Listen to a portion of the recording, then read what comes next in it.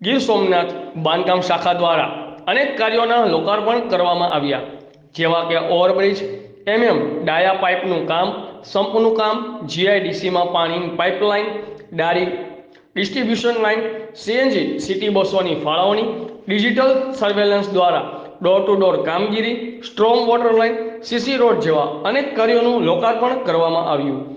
Reporter Prakashbhai Karani, Azad media live, Veraval. નગરપાલિકામાં પીવાના પાણીની સમસ્યા હતી, તો સરકારે અમને નવી પાણીની લાઈન, ટાંકી તથા સંપની માંગણી અમારી પૂરી કરેલી છે.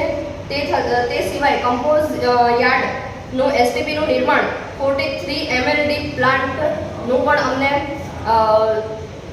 અમારી માંગણી સ્વીકારેલી છે, એ અમે અત્યારે કરવા જઈ રહ્યા છીએ. તે સિવાય નગરપાલિકા દ્વારા એક મહત્વનું કામ છે, જે અમે અત્યારે કાલે એનું લોકાર્પણ કરીએ છીએ કે કાકા સેન્ડવિચ જગ્યા છે, ત્યાં અમે અયોધ્યા ચોક એવું નામકરણ કરવા જઈ રહ્યા છે. તે સિવાય સીએમ ઓફિસમાંથી અમને સરકારી બસ અમને આપેલી છે, તે બસોનું પણ અમે કાલે લોકાર્પણ કરવા જઈ રહ્યા છે. જૂની સ્ટ્રીટ લાઇટોની માંગણી હતી, તે પણ અત્યારે તૈયાર થઈ ગયેલી છે. એ એરિયામાં પણ અમે એના સ્ટ્રીટ લાઇટનું લોકાર્પણ કરવા જઈ રહ્યા છે. તે સિવાય શહેરને સ્વચ્છ બનાવવા ડોર ટુ ડોર જે અમારું ચાલી રહ્યું છે, એમાં અમે થોડોક સુધારો વધારો કરી ડિજિટલાઇઝેશન કર્યું છે, અને એ રીતે અમે ડિજિટલ રીતે અમે સ્વચ્છતા કરવા જઈ રહ્યા છે. એની પણ જે અમારી પાસે સાધનો છે, એનું પણ અમે લોકાર્પણ કરવા જઈ રહ્યા છે.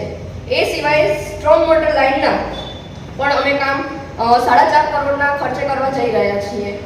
શહેરના અલગ અલગ વિસ્તારમાં જે પાણીની સમસ્યા હતી, એ આ સ્ટ્રોમ વોટર લાઇન થકી અમે દૂર કરવા જઈ રહ્યા છીએ. તે સિવાય 8.5 કરોડના બિલ્ડિંગ વર્કના કામ પણ અમે કરવા જઈ રહ્યા છીએ, જેમાં અર્બન હેલ્થ સેન્ટર છે, ફાયર સ્ટેશન છે અને સેન્ટર હોમ છે. આ સિવાય બીજા જે કંઈ પણ ખાતમુહૂર્ત અમે કાલે કરવા જવાના છે, એની ડિટેલ અમે તમને પછી આપીશું.